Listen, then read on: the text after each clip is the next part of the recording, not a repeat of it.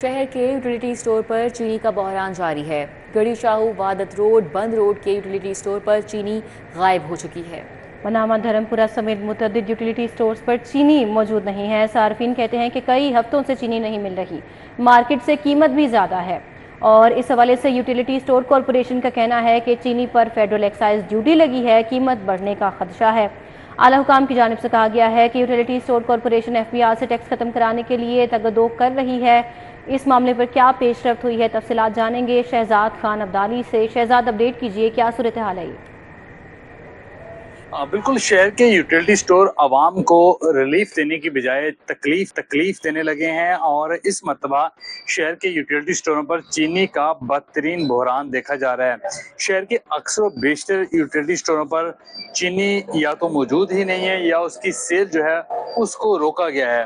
اس وقت ہم گڑھی شو کے علاقے میں موجود ہیں، اور اس یوٹیلیٹی اسٹور پر بھی چینی کا سٹاک موجود نہیں ہے، اور اس کے ساتھ ساتھ اس سے منسلک جتنے بھی ایریاز ہیں ان میں ریلوے ہیڈ کوارٹر کا یوٹیلیٹی اسٹور، اس کے علاوہ دائیں طرف چلے جائیں تو آگے دھرمپورہ انفینٹری روڈ کے یوٹیلیٹی اسٹور، اور اس کے ساتھ ساتھ اس سے منسلکہ شمالی اور جنوبی لاہور کے جتنے بھی علاقے ہیں ان علاقوں میں یوٹیلیٹی اسٹوروں پر چینی کی بدترین قلت دیکھی جا رہی ہے، اور گزشتہ کئی ہفتوں سے جو چینی ہے وہ صارفین کو نہیں مل پا رہی۔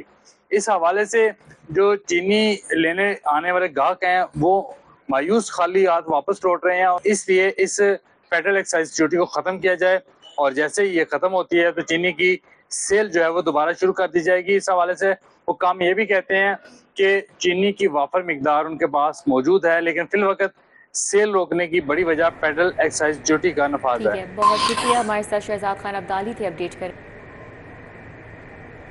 نان فائلرز کو کس قسم کے نقصانات کا سامنا کرنا پڑے گا؟ ایف بی آر کا اعلامیہ جاری، نان فائلرز کے لیے کٹوتی یا جمع کردہ ٹیکس کی شرح میں 100% اضافہ کیا جائے گا۔ گاڑیوں کے خرید و فروخت پر دفعہ 231B کے تحت 200% اضافی وصول کی جائے گی۔ سرمایہ کاری پر منافع دفعہ 151 کے تحت 35% ٹیکس کی کٹوتی کی جائے گی۔ ڈسٹریبیوٹرز ہول سیلرز پر دفعہ 236G کے تحت ایڈوانس ٹیکس کی 2% کٹوتی ہوگی۔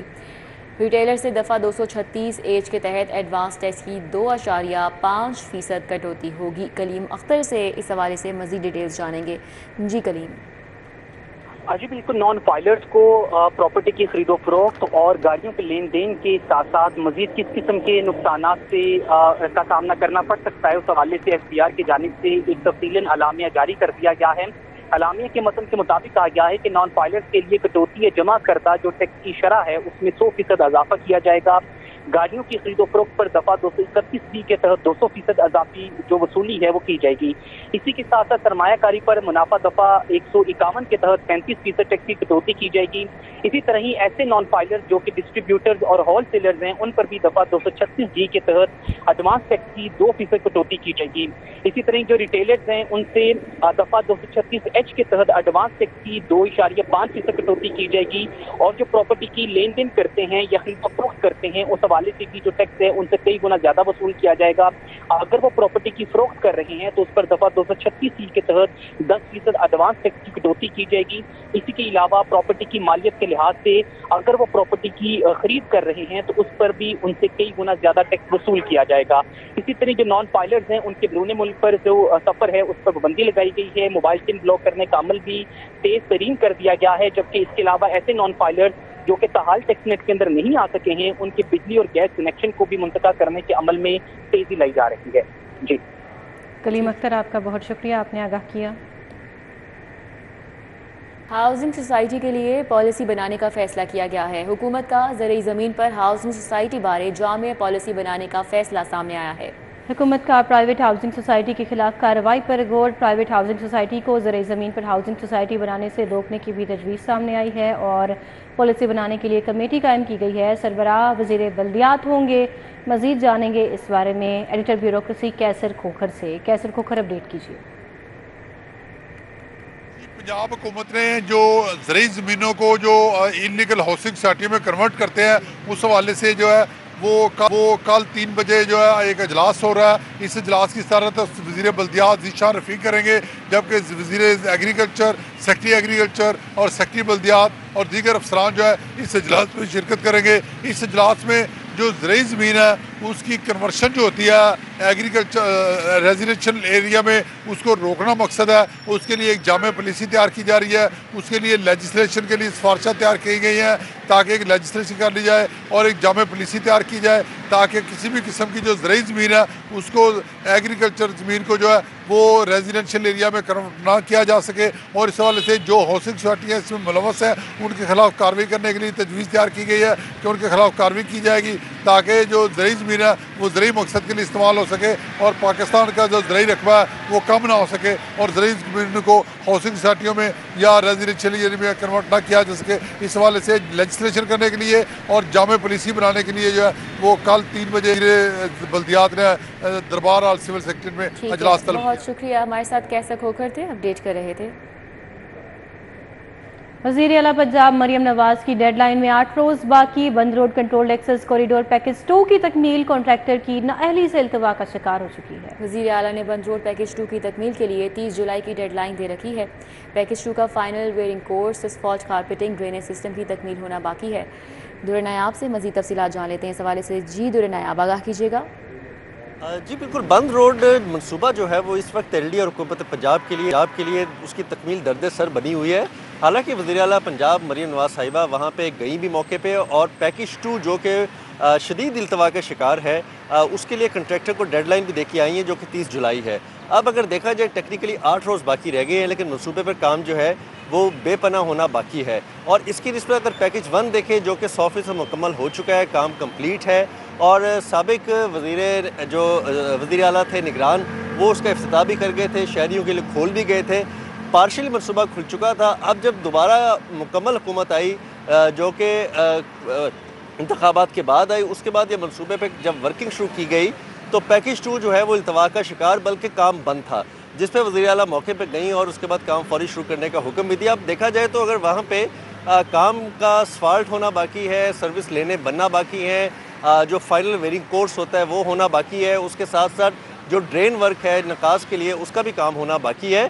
تاہم اس کو 14 سے 15 دن لگ سکتے ہیں. ذرائع کا یہ کہنا ہے کہ فنڈز جو ہیں وہ بھی فراہم کر دیے گئے ہیں اور جو بجٹ سے پہلے 14 کروڑ ٹیپا میں پار کیے گئے تھے لیپس ہونے سے بچانے کے لیے، وہ ٹیپا سے واپس لے کے بھی دے دیے گئے ہیں. مزید اضافی فنڈ بھی 1.5 ارب مانگے جا رہے ہیں. اگر فنڈز نہیں ملتے تو پھر اس کو بر وقت تکمیل اس کی مشکل ہوگی اور اگر فنڈز مل جاتے ہیں تو پھر بھی 100% مکمل کرنے کے لیے منصوبے کو 30 اگست کے 12 سے 14 دن درکار ہو. در نایاب آپ کا بہت شکریہ، آپ نے اپڈیٹ کیا. پنجاب میں سرکاری یونیورسٹیز کا خسارہ 21 ارب روپے تک پہنچ چکا ہے. محکمہ ایجوکیشن نے خسارے پر رپورٹ حکومت کو پیش کر دی ہے. رپورٹ میں بتایا گیا ہے کہ پنجاب یونیورسٹی کا خسارہ 1 ارب 81 کروڑ روپے ہے، جبکہ یو ای ٹی لاہور کو 1 ارب 41 کروڑ روپے کا خسارہ ہے اور یونیورسٹی آف ایجوکیشن لاہور کو 11 کروڑ روپے کا خسارہ ہے. جی سی یو کو 45 کروڑ روپے کے خسارے کا سامنا ہے. آئی ٹی یو کو 28 کروڑ روپے کے خسارے کا سامنا ہے. مزید جانیں گے اس بارے میں علی رامے سے. علی رامے اپڈیٹ کیجئے، مزید کیا انکشافات ہوئے رپورٹ میں؟ محکمہ ہائر ایجوکیشن نے یہ رپورٹ ایوان وزیر اعلیٰ پنجاب کو اور وزیر اعلیٰ پنجاب کو باقاعدہ یہ سبمٹ کی ہے اور اس میں بتایا کہ پنجاب کے اندر جو 34 پبلک سرکاری یونیورسٹیز ہیں وہ خسارے میں ہیں اور ان کو 21 ارب روپے کا خسارہ ہے، جبکہ ان کے مجموعی طور پر اخراجات وہ 100 ارب روپے تک پہنچ چکے ہیں. اور جو ہمارے پاس تفصیلات ہیں جو کہ وزیر اعلیٰ پنجاب کو پیش کی گئی، اس میں بتایا گیا کہ پنجاب یونیورسٹی کو 1 ارب 18 کروڑ روپے کے خسارے کا سامنا ہے اور اس کے ساتھ ہی یو ای ٹی لاہور کو 1 ارب 41 کروڑ روپے کے خسارے کا سامنا ہے. یونیورسٹی آف ایجوکیشن لاہور کو 11 کروڑ روپے کا خسارہ ہے.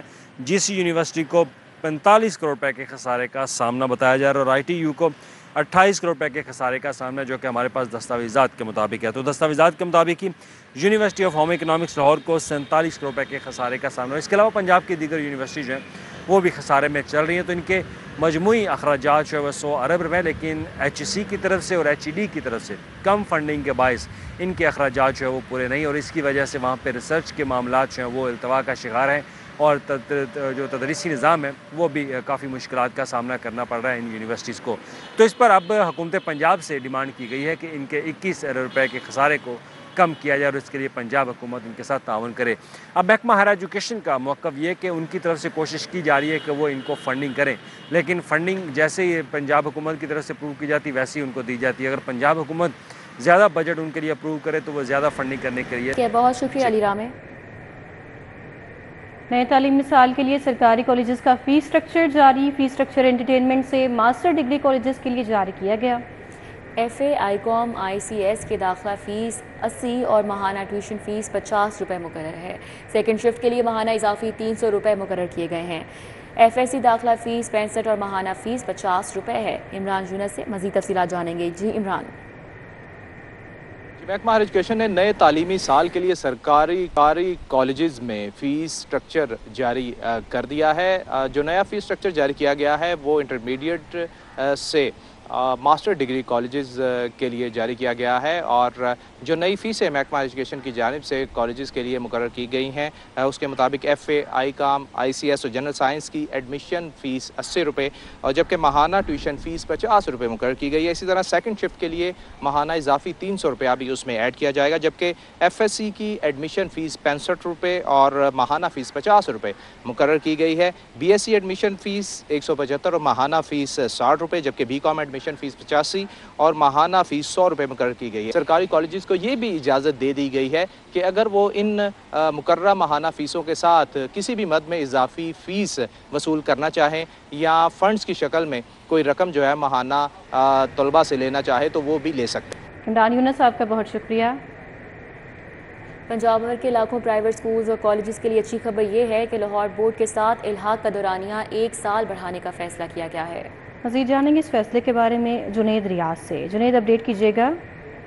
جی، تعلیمی اداروں کا لاہور بورڈ سے الحاق میں توسیع کا معاملہ ہے، جو کہ ہر سال جو ہے تعلیمی اداروں کا جس میں اسکول و کالجز ہوتے ہیں ان کو 1 سال کے لیے جو ہے وہ الحاق دیا جاتا ہے، ایفیلیشن دی جاتی ہے، اور اس کی وجہ سے جب تعلیمی سال ختم ہونے پر ہوتا ہے تو جو بورڈ کو داخلے بھجوائے جاتے ہیں اسکول و کالجز کی جانب سے میٹرک اور انٹرمیڈیٹ کے، تب ان کا الحاق جو ہے وہ ختم ہو جاتا ہے، جس کی وجہ سے ان کے داخلے جو ہیں لاہور بورڈ اور تمام تعلیمی بورڈ جو کہ پنجاب بھر میں ہیں وہ تعلیمی اداروں کا جو داخلے ہیں وہ ایکسیپٹ نہیں کرتے، جس کی وجہ سے ان کو کئی ساری مشکلات پیش آتی ہیں اور اس طرح ہزاروں بچے جو ہیں وہ اپنے داخلے بھجوانے سے بھی محروم رہ جاتے ہیں، اور اس سے بچوں کے سال بھی ضائع ہونے کا خدشہ ہوتا ہے. اس حوالے سے پرائیویٹ اسکولوں نے متعدد بار کہا تھا کہ ان کے الحاق میں توسیع جو ہے دی جائے تاکہ ان کو داخلے بھجوانے میں مشکلات پیش نہ آئیں. اس حوالے سے جو وزیر اعلیٰ پنجاب کی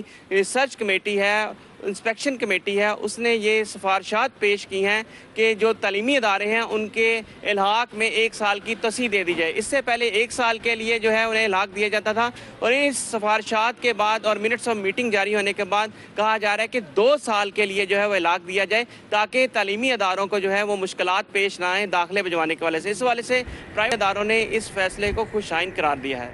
ٹھیک ہے، بہت شکریہ جنید ریاض. موسم کی بات کریں گے. شہر بھر میں مانسون ہوائیں چلنے لگی ہیں اور درجہ حرارت 33 ڈگری سینٹی گریڈ ریکارڈ کیا گیا ہے. شہر میں آئندہ 40 گھنٹوں کے دوران بارش کا امکان ہے. تیز آندھی کے باعث کمزور انفراسٹرکچر کو نقصان پہنچنے کا خدشہ بھی ہے. اس حوالے سے پی ڈی ایم نے الرٹ بھی جاری کیا ہے. اور موسم کیسا ہے، ماہرین کیا بتاتے ہیں، کومل اسلم ہمیں اپڈیٹ کریں گی. جی کومل.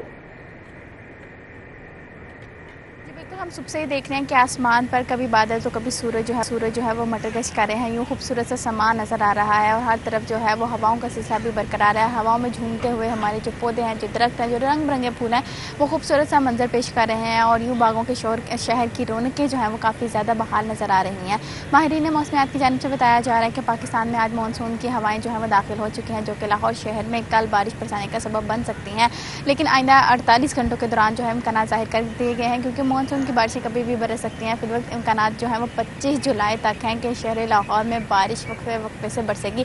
کہیں ہلکی بارش ہوگی، کہیں تیز بارش ہوگی، کہیں موسم بہت اچھا ہوگا، کہیں جو ہے وہ ہفتہ اور گھٹن زدہ موسم محسوس کیا جائے گا. اس وقت ٹیمپریچر کے حوالے سے بات کرتے ہیں تو موجودہ درجہ حرارت جو ہے وہ 33 ڈگری سینٹی گریڈ ریکارڈ کیا جا رہا ہے. ہواؤں کا سلسلہ تقریباً اس وقت 10 کلومیٹر فی گھنٹہ کے حساب سے ریکارڈ کیا جا رہا ہے. میں نمی کا تناسب اس وقت تقریباً 48. بہت شکریہ، ہمارے ساتھ کومل تھی، موسم کا حوال بتا رہی تھی.